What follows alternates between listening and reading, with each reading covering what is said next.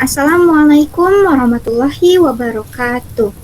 Yang terhormat Ibu Anissa Martina, MSI, selaku dosen pengampu mata kuliah metode peramalan. Perkenalkan, kami dari kelompok 2 yang akan mempresentasikan hasil tugas kami dengan judul Estimasi Model Auto Arima, Peramalan Suhu Rata-Rata Harian Kota Semarang, periode November 2024 hingga November 2025. Adapun anggota kelompok kami adalah saya sendiri, Umayyah Shihab, dengan NIM 12370100008, beserta rekan saya. Saya Gisri Yuliantini dengan nomor induk mahasiswa 12370101014. Dan saya sendiri, Alia Apriani, dengan NIM 12370101011. Nah, baik, selanjutnya terdapat daftar isi. Yang pertama ada pendahuluan, kedua landasan teori, ketiga metodologi dan implementasi R, keempat hasil pembahasan, dan yang terakhir terdapat kesimpulan.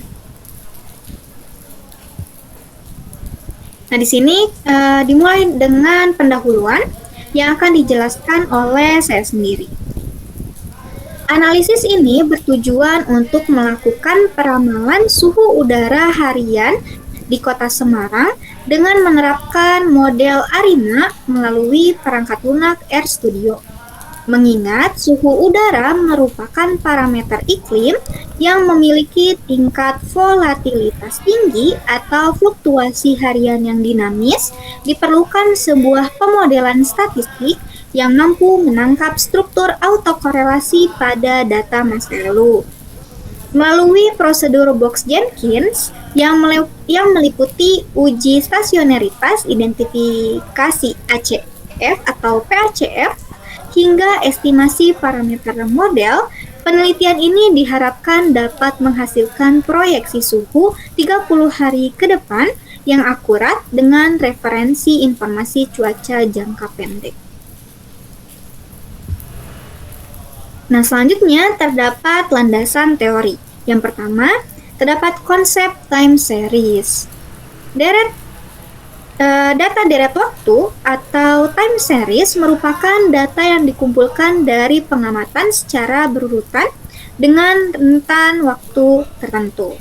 Menurut Makridakis, DKK 2004, tujuan dilakukannya analisa runtun waktu untuk mendapatkan pola data runtun waktu dengan menggunakan data masa lalu untuk memperkirakan sesuatu di masa yang akan datang. Nah, pola data dapat dibedakan menjadi 4 jenis, yaitu pola musiman, yaitu pola berulang dalam periode tertentu, siklis, naik turun jangka panjang tapi tidak tetap, tren adanya pertumbuhan atau penurunan jangka panjang dalam data, dan yang terakhir ada irregular atau fluktuasi kecil yang tidak berpola. Selanjutnya ada prinsip stasioneritas. Stasioner memiliki arti tetap atau tidak berubah. Nilai tengah dikatakan stasioner jika ekspektasi XT sama dengan mu. Lalu pada varians dikatakan stasioner jika var XT sama dengan sigma kuadrat.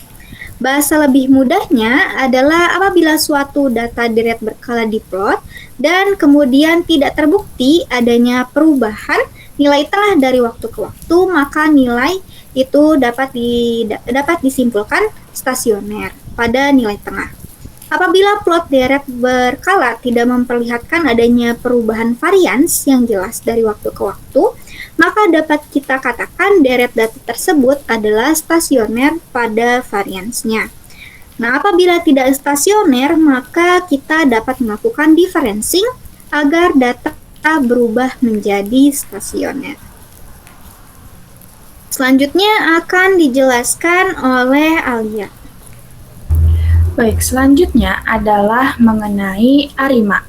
ARIMA sendiri bukanlah satu metode tunggal, melainkan gabungan dari 3 pilar utama yang saling melengkapi. Teman-teman bisa melihat pada diagram di sebelah kiri, struktur ini terdiri dari komponen R, I, dan MA.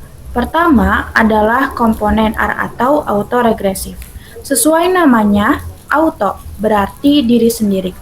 Komponen ini menunjukkan bahwa nilai di masa depan dipengaruhi oleh nilai-nilai di masa lalu. Dalam istilah teknis, ini adalah korelasi data dengan dirinya sendiri dalam rentang waktu tertentu. Kedua adalah I atau integrated. Ini adalah tahap persiapan yang sangat krusial. Fungsinya adalah melakukan proses differencing atau pembedaan. Tujuannya sederhana, yaitu mengubah data yang tidak stabil atau memiliki tren menjadi data yang stabil atau stasioner, sehingga pola datanya lebih mudah diprediksi. Terakhir adalah MA atau moving average. Berbeda dengan R yang melihat nilai masa lalu, MA justru melihat nilai masa depan berdasarkan kesalahan atau gangguan tak terduga yang terjadi di masa lalu. Komponen ini membantu model untuk menyesuaikan diri terhadap guncangan mendadak dalam data. Jadi, dengan menggabungkan ketiga pilar ini, yaitu autoregressive, I, dan juga moving average, model ARIMA ini mampu memberikan estimasi peramalan yang akurat. Selanjutnya, saya serahkan kepada Agis. Oke, baik.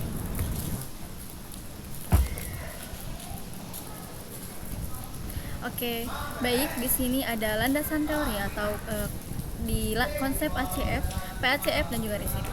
Yang pertama ada autocorrelation function atau ACF. Ini itu adalah alat utama untuk menentukan order key pada model moving average atau MA.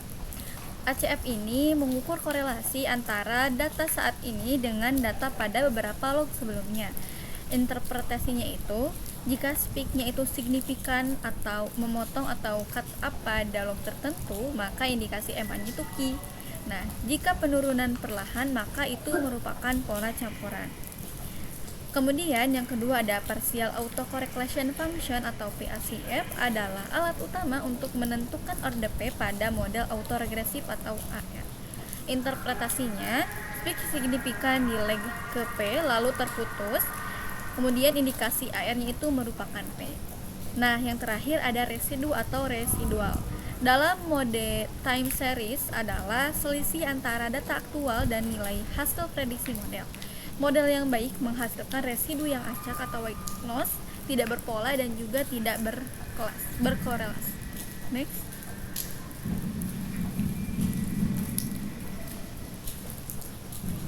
Materi selanjutnya akan dijelaskan oleh Alex. Baik, selanjutnya adalah mengenai keterbatasan dari ARIMA.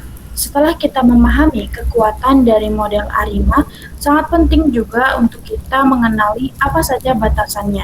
Memahami keterbatasan ini akan membantu kita menentukan kapan ARIMA itu efektif digunakan dan kapan kita membutuhkan bantuan model tambahan. Pertama, ARIMA pada dasarnya berbasis pola linear. Hal ini membuatnya kurang responsif terhadap perubahan data yang sifatnya ekstrim atau mendadak, seperti lonjakan suhu drastis atau cuaca ekstrim yang bersifat non-linear. Kedua, ada kendala pada aluran musiman. Model ARIMA standar tidak dirancang untuk menangkap pola musiman jangka panjang secara otomatis. Itu kita berhadapan dengan data yang memiliki siklus tahun yang kuat, kita perlu beralih ke varian lain yaitu SARIMA. Ketiga adalah sifatnya yang univariat. Artinya, model ini hanya fokus melihat data historis variabel itu sendiri.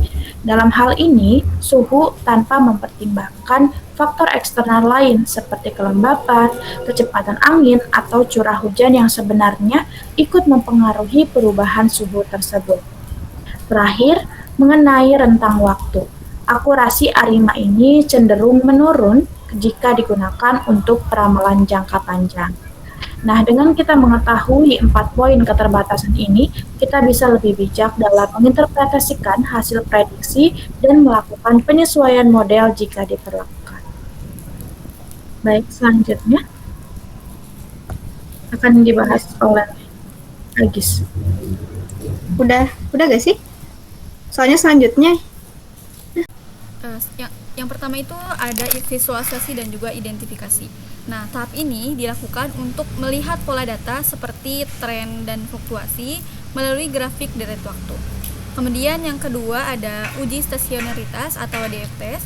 Nah, ini akan memastikan kestabilan rata-rata dan juga varians. Jika tidak stabil, maka akan dilakukan differencing. Nah, kemudian yang ketiga itu ada identifikasi order atau ACF dan juga PACF. Nah, inilah penentuan nilai P atau autoregresif dan juga key atau moving average berdasarkan grafik korelasi data. Kemudian yang keempat itu estimasi parameter. Nah, ini perhitungan koefisien model menggunakan algoritma auto ARIMA untuk hasil yang optimal. Kemudian yang kelima ada uji diagnostik. Nah, ini evaluasi sisaan atau residual melalui uji Legendre box untuk memastikan model ini sudah bersifat white noise. Dan yang terakhir itu ada forecasting. Nah, ini implementasi model final untuk prediksi suhu 30 hari ke depan. Oke, selanjutnya akan dijelaskan oleh Umayyah. Baik, di sini saya akan menjelaskan mengenai data suhu rata-rata harian Semarang pada periode November 2024 hingga November 2025. Nah, ini adalah data yang kami dapatkan dari BMKG. Berikut datanya. Nah, selanjutnya kita akan menginput data yang sudah kita ketahui tadi ke dalam RStudio. Namun sebelumnya kita menggunakan library dulu. Nah, ini digunakan untuk memanggil paket tambahan di R. Nah, paketnya itu adalah forecast juga T-series. Forecast ini digunakan untuk analisis dan peramalan deret waktu seperti ARIMA, SARIMA, dan lain-lain. Untuk T-series itu untuk uji statistik, deret waktu, ADF, tes, dan lain sebagainya.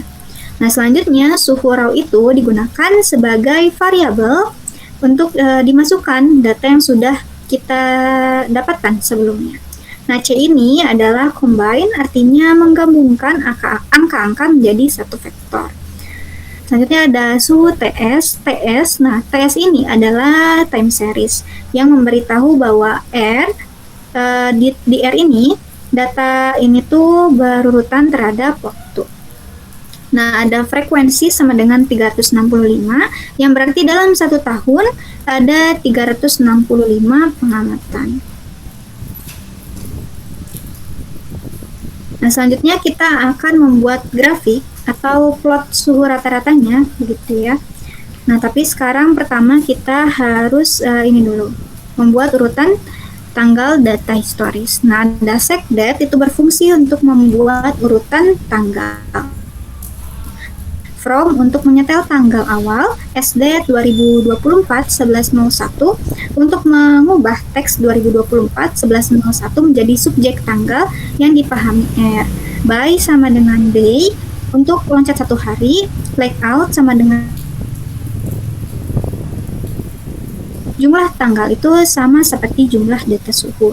Nah, selanjutnya ada langkah 2, plot data historis. Nah, di sini karena cukup panjang gitu ya kodenya, dapat disimpulkan dari kode tersebut itu pertama, plot itu digunakan untuk membuat grafik. Yang kedua, tanggal itu akan menjadi sumbu X, lalu suhu akan menjadi sumbu Y, warna garisnya yang digunakan itu akan berwarna biru, lalu judulnya itu adalah plot suhu udara harian Semarang November 2024 hingga November 2025. Nah, didapatlah grafik seperti ini. Dapat dilihat bahwa grafik ini adalah grafik deret waktu atau time series yang menampilkan sumbu X-nya itu adalah periode, sumbu Y-nya itu adalah suhu udara harian. Nah, rentan suhu itu berkisar antara 24 derajat Celcius sampai 31 derajat Celcius. Garis naik turun tajam hampir setiap hari ini menunjukkan suhu tidak konstan dan adanya variasi alami harian. Selanjutnya tidak terlihat adanya tren naik atau turun yang jelas, yang berarti rata-rata suhu ini relatif stabil. Nah, secara visual kita dapat menyimpulkan bahwa data ini cukup stasioner atau mendekati stasioner.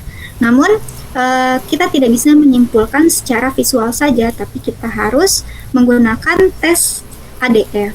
Nah, di tes ADF ini kita mendapatkan nilai p-value yaitu 0,01, di mana nilai tersebut itu kurang dari 0,05. Maka dapat disimpulkan, data ini sudah stasioner. Selanjutnya akan dijelaskan oleh Agis. Oke, baik. Di sini saya akan menjelaskan mengenai ACF atau Auto Correlation Function dan juga PACF atau Partial Auto Correlation Function. Oke. Nah, yang pertama itu ada ACF suhu TS9 atau ACF suhu Semarang. Nah, ini nanti akan menampilkan korelasi data dengan nilai masa lalunya untuk membantu menentukan orde MA atau Q-nya.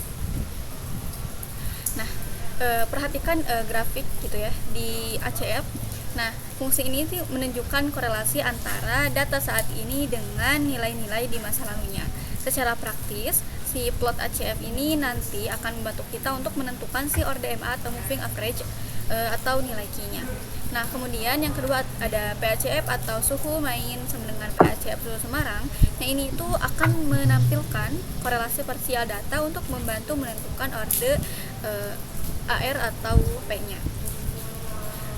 Kita bisa lihat grafik PACF-nya itu berbeda gitu ya dengan grafik ACF.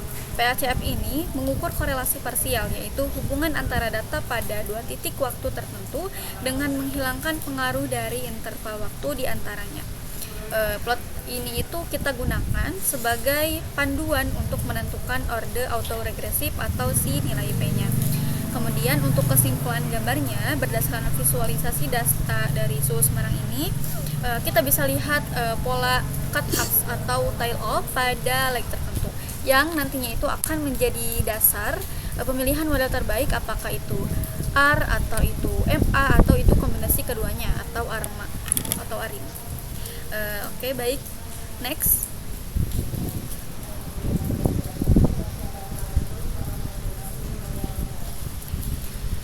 Langkah yang selanjutnya ada estimasi model.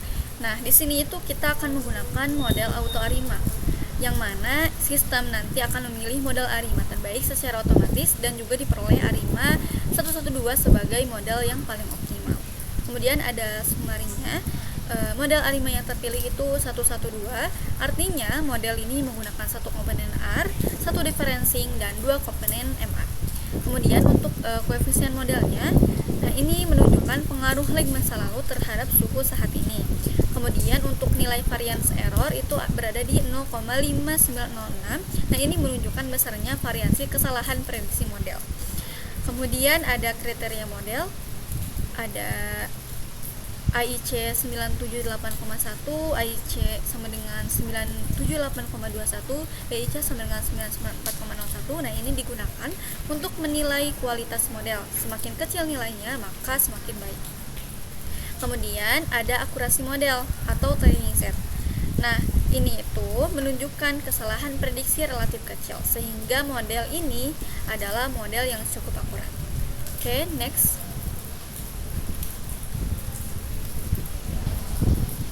Oke, selanjutnya akan dijelaskan oleh Alia. Baik, terima kasih. Selanjutnya adalah setelah kita menemukan orde dari ARIMA-nya, kita harus memastikan model ini valid melalui uji diagnostik residual. Tujuannya adalah untuk mengecek apakah sisa kesalahan atau residual sudah memenuhi asumsi white noise. Mari kita lihat tiga grafik utama di sini. Yang pertama ada plot residual yang bagian atas. Garis itu bergerak naik turun secara acak di sekitar angka 0, menandakan pola utama data sudah tertangkap sempurna. Yang kedua, ACF residual yang berada di kiri bawah, itu semua batangnya berada di dalam batas garis biru, yang artinya tidak ada informasi penting yang terlewatkan. Dan yang ketiga, itu bagian histogram yang ada di kanan bawah, bentuknya menyerupai lonceng, artinya kesalahan prediksi menyebar secara normal. Dan selanjutnya adalah ada L-Jung-Box test, di mana kita mendapatkan p-value sebesar 0,9896. Karena nilai ini jauh lebih besar dari 0,05, ini membuktikan residual itu bersifat acak atau white noise, dan model ARIMA 112 ini sudah layak untuk digunakan dalam forecasting.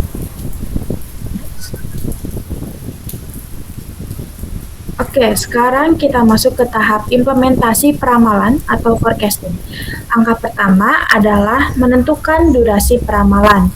Di sini kita mengatur variabel H period sebesar 30, yang berarti sistem diperintahkan untuk melihat 30 hari ke masa depan.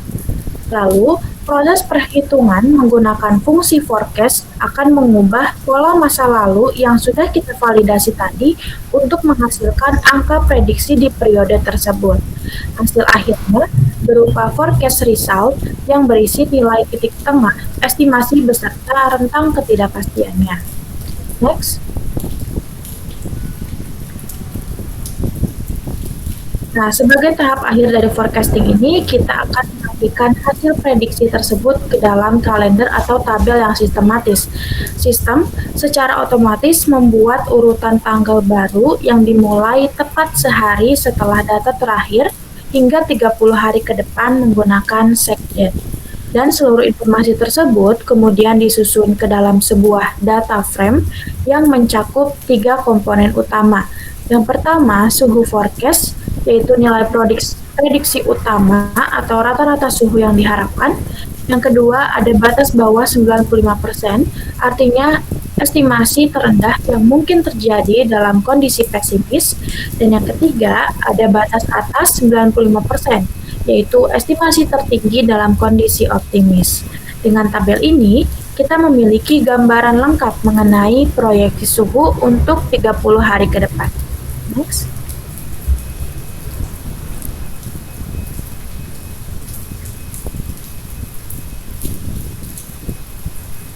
Next.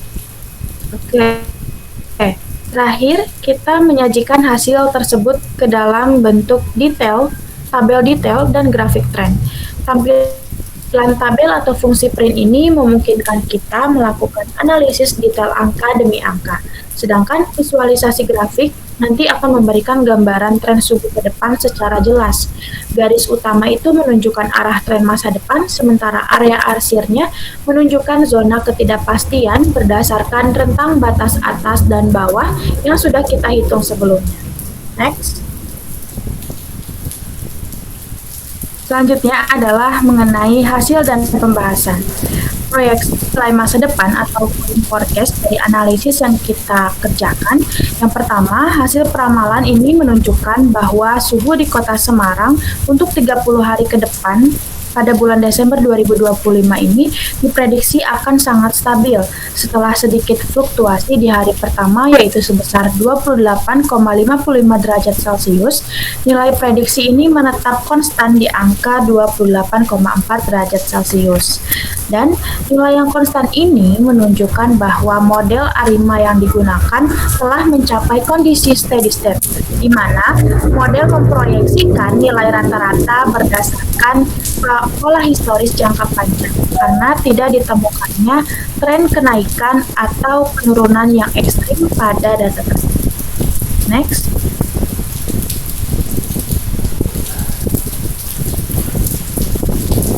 Selanjutnya adalah mengenai selang kepercayaan, memberikan gambaran mengenai rentang resiko atau probabilitas penyimpangan prediksi di lapangan.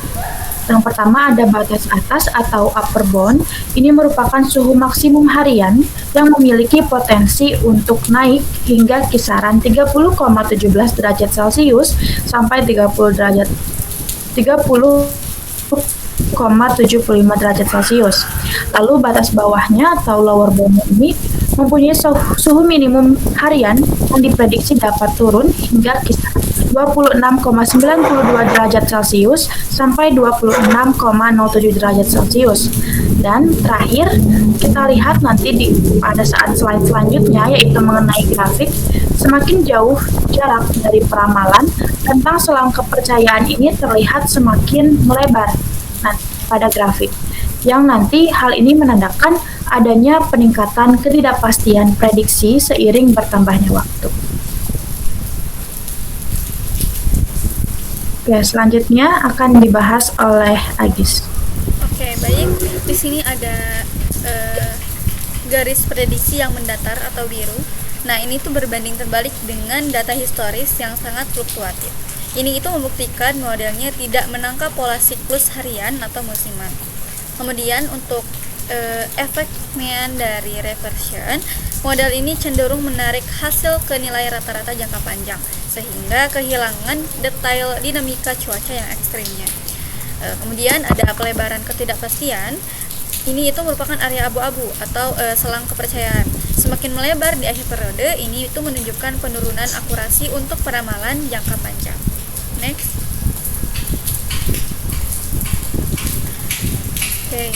Perbandingan dengan data asli. Meskipun hasil peramalan cenderung mendatar dan tidak mengikuti fluktuasi data asli, secara teknis hasil tersebut masih dapat dianggap valid karena nilai aktualnya itu masih berada dalam rentang area abu-abu atau selang kepercayaan atau confidence interval 95%. Hal ini menunjukkan bahwa walaupun model ini gagal menangkap pola musiman secara detail, nilai prediksi rata-rata sebesar 28,41 derajat Celcius tetap representatif sebagai nilai tengah dengan batas bawah dan atas yang mampu mengantisipasi fluktuasi suhu real di lapangan. Selama data aslinya tidak keluar dari area abu-abu tersebut, maka si model ARIMA ini masih memiliki tingkat reliabilitas yang cukup dalam memetakan potensi risiko perubahan suhu. Next. Yang terakhir ada kesimpulan yang akan dijelaskan oleh Umayyah. Baik, selanjutnya ada kesimpulan. Berdasarkan analisis data suhu rata-rata harian Semarang periode November 2024 hingga November 2025, dapat disimpulkan bahwa data telah stasioner karena p-value ADF itu adalah 0,01. Dan model ARIMA 112 terpilih sebagai model optimal. Hasil peramalan untuk 30 hari ke depan, yakni Desember 2025, menunjukkan suhu harian yang stabil sekitar 28,42 derajat Celcius dengan interval kepercayaan 95% antara 26,08 hingga 30,76 derajat Celcius. Namun, secara teknis, model ARIMA yang digunakan memiliki keterbatasan karena bersifat non-musiman, yang ditunjukkan secara visual melalui grafik peramalan yang mendatar dan tidak mengikuti pola naik turun data historis secara detail. Oleh karena itu, model ini lebih efektif untuk menentukan estimasi rata-rata jangka pendek. Sementara, untuk menangkap dinamika perubahan cuaca harian yang bersifat periodik, diperlukan pengembangan model yang lebih kompleks di masa mendatang. Selanjutnya, ada referensi yang kami gunakan adalah sebagai berikut. Baik, demikian presentasi yang dapat kami sampaikan. Kami menyadari sepenuhnya bahwa presentasi kali ini masih jauh dari kata sempurna. Terima kasih atas perhatian dan waktunya. Wassalamualaikum warahmatullahi wabarakatuh.